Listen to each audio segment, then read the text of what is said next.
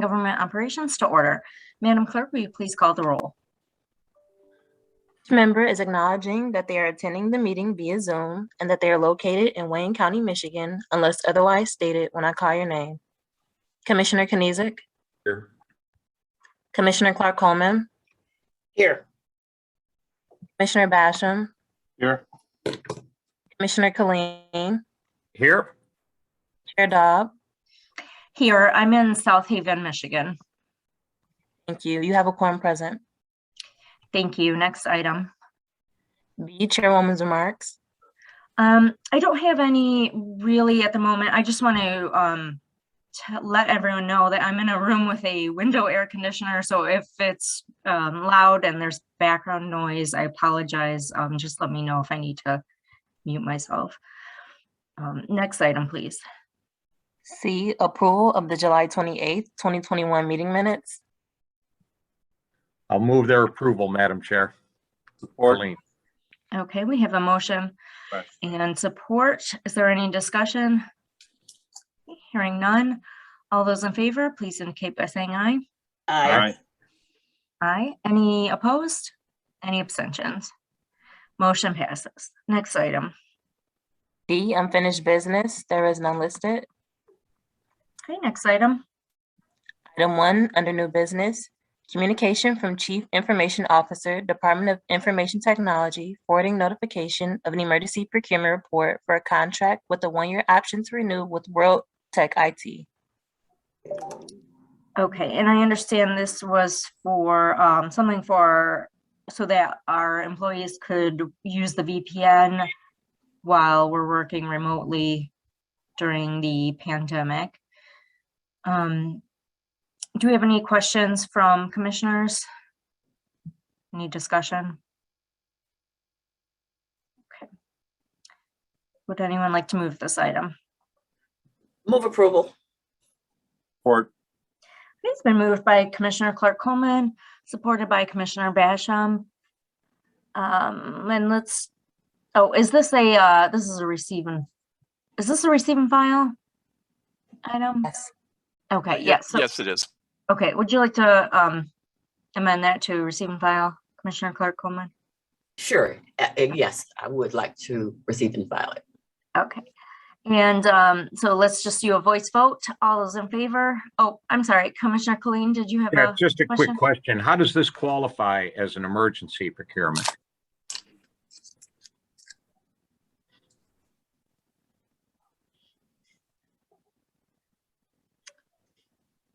Is there anyone here for this item? Good afternoon. This is Ryan Hayes from IT. I guess I could speak to that. Our previous VPN device only allowed for 100 concurrent connections, and when the pandemic hit, we obviously needed to increase that number quite a bit. So that I believe that was the reason for the emergency.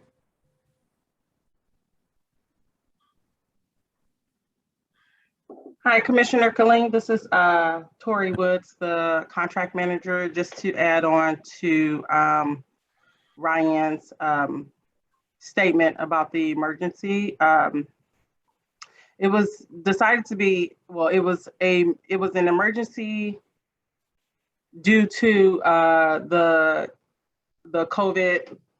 We were in the middle of the COVID-19 pandemic, and we didn't have sufficient hardware to enable DoIT to support the Wayne County staff in transitioning into remote work. So this contract enabled us to be able to do so. Okay. Yeah, I just take note that it was put out for bid. And so that takes some time in order to do. We've discussed these emergency procurements here before. Was a letter submitted on this as to how it does qualify as such? There's rules around this.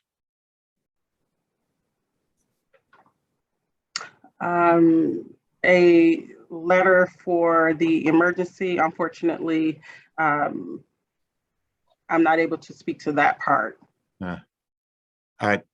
I think there does need to be some formal explanation about why this qualifies under the emergency procurement rules. And it makes me a little nervous that we don't have a formal explanation as to how this conforms to emergency procurements. At a verbal, I kind of get it, but I also need to know that we're following the rules as they're set out. Yes, I agree. And again, unfortunately, I can't speak to that part because I was not the contract manager to process it. So forgive me in that instance. But I can, if it's necessary, I can find out that information and forward it. Well, I see Commission Counsel has her hand up, and I'm most anxious to hear from her on this issue. Yes, please, Commission Counsel. So through the chair, to this point, Commissioner Colleen, the procurement ordinance doesn't set forth any particular rules with regards to what should be submitted to the commission. Generally, what happens is that the transmittal letter, which is the letter addressed to the chairperson seeking approval, or in this case, receiving a filing of the item, will give some background information. So in this case, there was a few sentences with regards to this matter and how it was critical to support the ongoing and expanding remote workforce. Now, the detail that comes in the transmittal letters vary, but there are no specific requirements with regards to what information should be submitted other than it needs to be submitted. So what happens is that if the cover letters aren't clear, then staff, asks questions to seek clarification and get additional information with that regards. Oh, boy. We've discussed this a few times, Counselor, and we had the agreement from the Chief Operating Officer that we would be taking a close look at those that were really emergencies and those that really weren't. Has there been any talk of it back and forth with administration about standardizing some language with regards to this? Because I think we do need some guideposts for what qualifies and what doesn't. And I don't think we can live in an environment where that explanation may vary from time to time. Seems like it should be something that's rather hard and fast.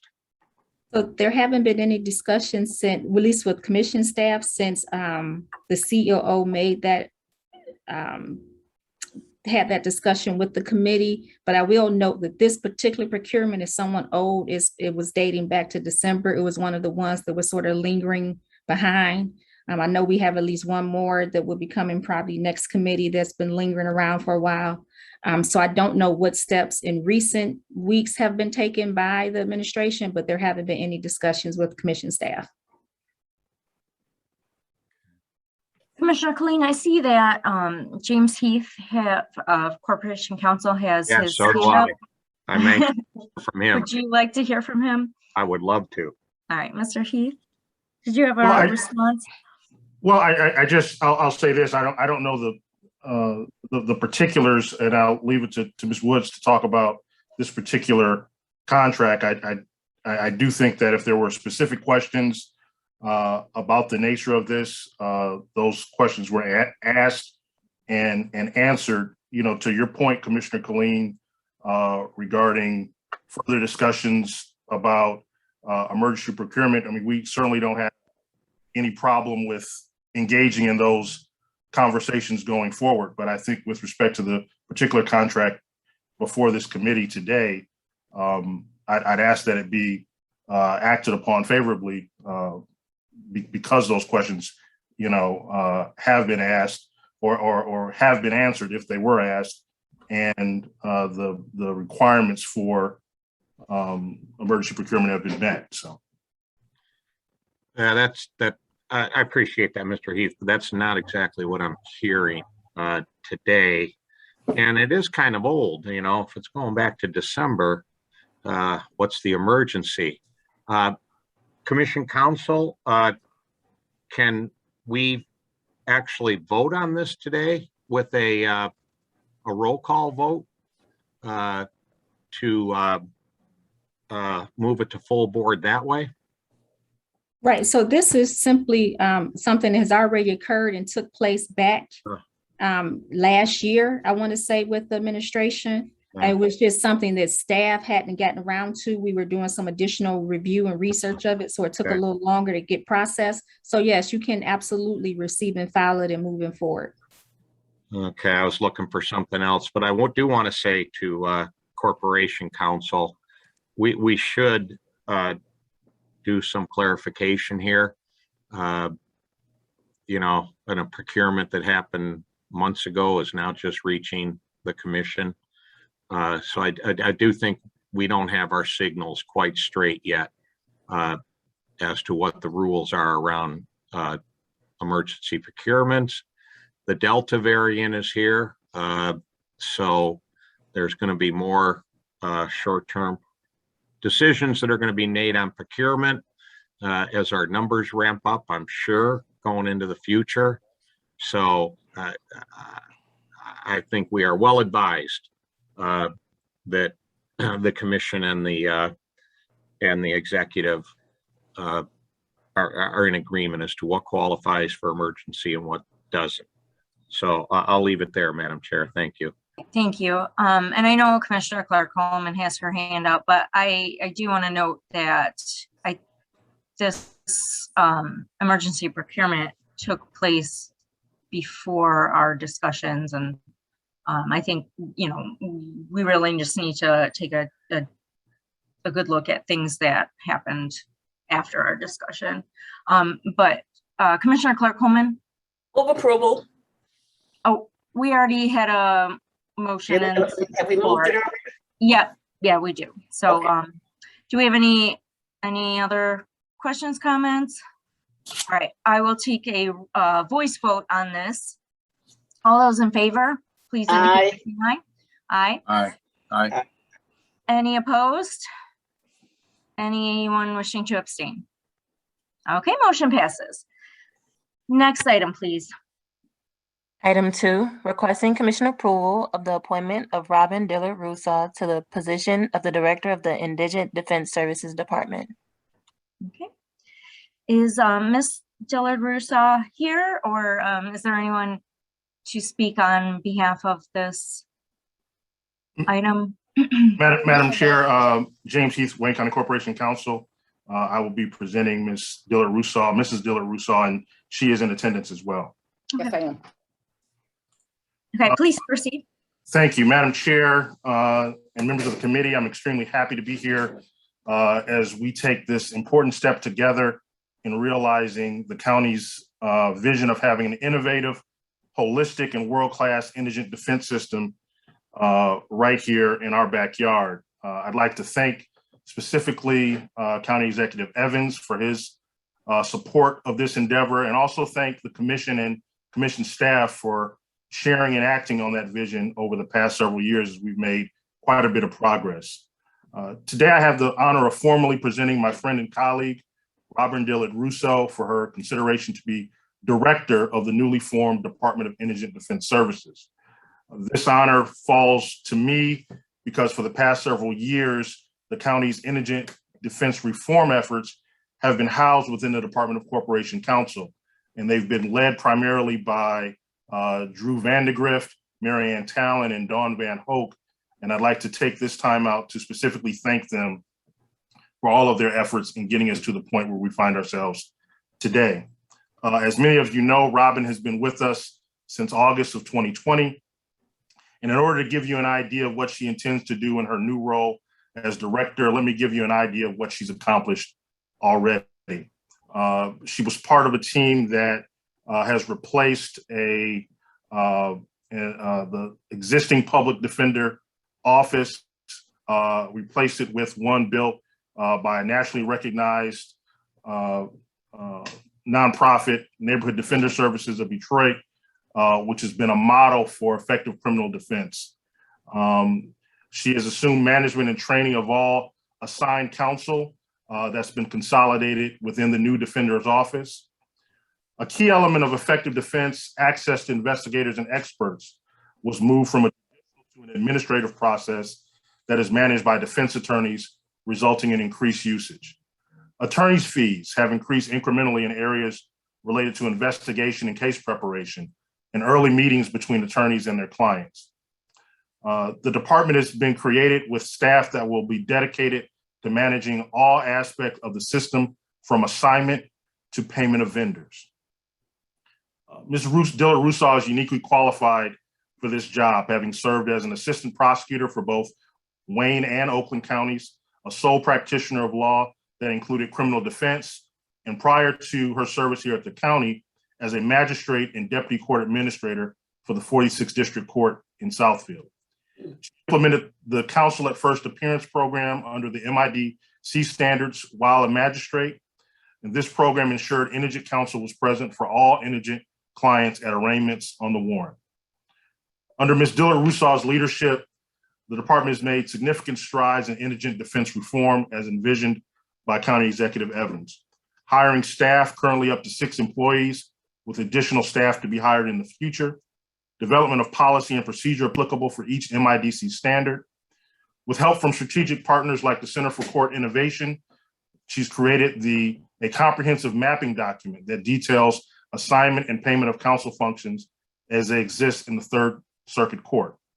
Working with the court, county management and budget, and IDSD staff to transition the payment process for vendors in the indigent defense system, including assigned counsel.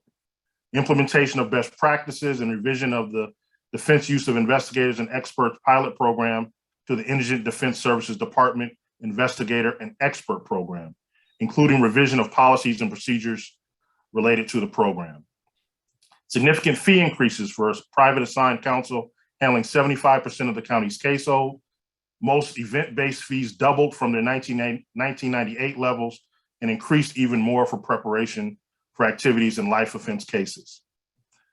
Ms. Dillard Rousseau and her staff have prepared the county's fiscal year 22 budget compliance plan and analysis for the MIDC, and I am pleased to present her to you as she talks about her plans going forward. Thank you very much, Madam Chair. Thank you.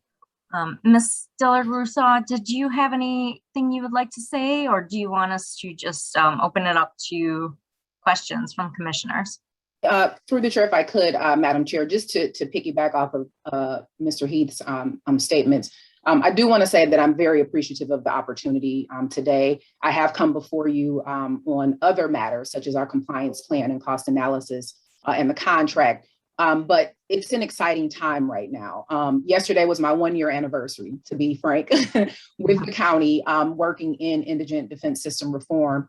And if given the opportunity to head up this department, just being able to support the mission that Wayne County has already sort of started out. And I just wanted to point out a couple of things that we have upcoming for fiscal 22. As James mentioned, we have submitted our plan and cost analysis to the MIDC for review. It has not been approved. We anticipate being on the October agenda, but there are some significant elements of that plan that I just wanted to bring to your attention.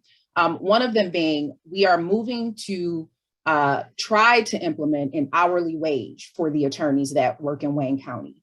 That is a significant step in the right direction, given that other systems across Michigan have hourly wages for their practitioners. And Wayne County being the largest system, it will be a monumental task to have that happen here. But that is something that we're really pushing for and something that we're really in support of in terms of compensating our attorneys that work in Wayne County. The other thing that I really wanted to point out was that it's going to be major to have these historical assignment and payment functions come out of Third Circuit and come over to the county. The county has never done that before. That is a monumental task again. And these stakeholder meetings that we've had with the court, with the sheriff, with the prosecutor's office, it has been a truly group effort to get these things accomplished as it relates to indigent defense system reform. And I could be, no more prouder. It is an exciting time in Wayne County. We have your support as a commission. We have the executive support and everybody's on board. So I'm excited about the prospects of what's to come for indigent defense system reform. And a personal obligation of mine, I feel at this point, is to put Wayne County on the map. We are the largest system, and there's no doubt that we should not be the model for Michigan, much less the nation. So I just wanted to say that. Thank you. Thank you. I completely agree with you. You know, we are the largest county in Michigan. We should be the ones that everyone else looks to model their systems off of. So with that, I will open it up to Commissioner questions, comments, discussion. Okay, I don't see anything. So would anyone like to make a motion? I will move it. Irma Clark Coleman, I will move it. Support Ray Basham. Okay.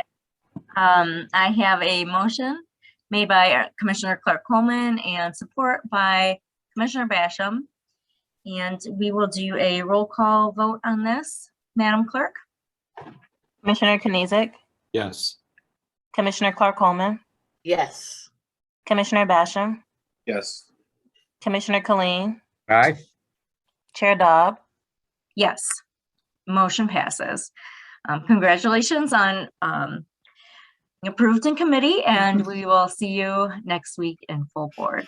Thank you Congratulations. so much. Thank you so much. I appreciate you all. Thank you. Yes, thank you. All right, Madam Clerk, next item, please. Item 3, requesting commission approval of a settlement in the matter of Michigan AFSCME, Wayne County retiree, subchapter 38 versus the County of Wayne. Okay, actually, let's take items 3 and 4 together. Sorry. And we've got to go into closed session for both of those items. So let's do 3 and 4 together. I move that we go into closed session. Support. Okay, it's been moved that we go into closed session and supported. Madam Chair, it has to be announced why. All Okay, right. go ahead.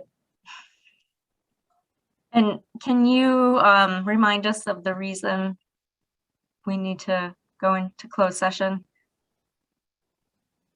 The thing that we need to say? It's listed on the agenda, so it's to discuss trial strategy or settlement in connection with pending litigation. That if the discussion could be detrimental if held in a public meeting, have a detrimental financial impact if it's discussed in an open meeting. Okay, so that is our motion for items 3 and 4, and we have support. Can we do a voice vote on this? Need a roll call No, vote. it has to be roll call. Okay, Madam Clerk, please call the roll. Commissioner Kenizik, Yes. Commissioner Clark Coleman, Yes. Commissioner Basham, Yes. Commissioner Colleen, Aye. Chair Dobb, Yes. All right, motion passes. we are now moving into closed session.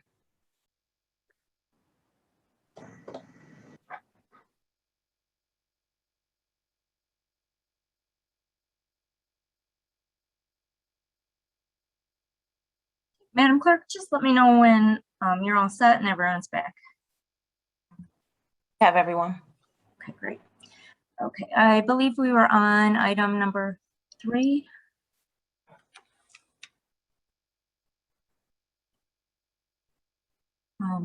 Is there a motion for item number 3?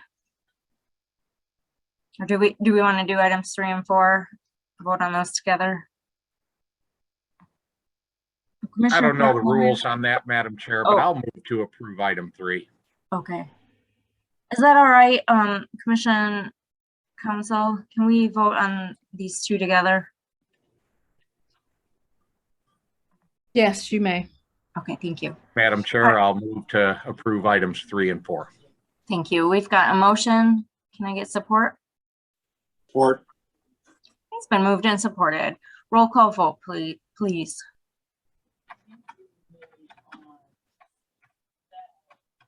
It looks like Commissioner Clark Coleman didn't join. I thought I saw her. I thought I did too. So. I'm on mute. Okay. Okay, okay. I was just making sure you were here. I'm here. Commissioner Kenizik, Yes. Commissioner Clark Coleman, Yes, on item 4. I'm abstaining on item 3 due to conflict. Commissioner Basham, Yes.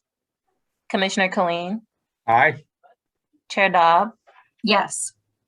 Right, items passed. Next item, please. F, such other matters as may be properly submitted before the committee. There are none. Next item, please. Public comments. Did we receive any email? No, we have not received any emails. Okay, will you please unmute everyone's lines? Lines have been unmuted. Thank you. If anyone has a comment they'd like to make before the Committee on Government Operations, you may speak now. You have 2 minutes. Is there anyone wishing to make a public comment at this time? And last call for public comments. All right, hearing none, we will move on to the next item. Adjournment. Is there a motion for adjournment? Move adjournment. Support? Is there any support? Support.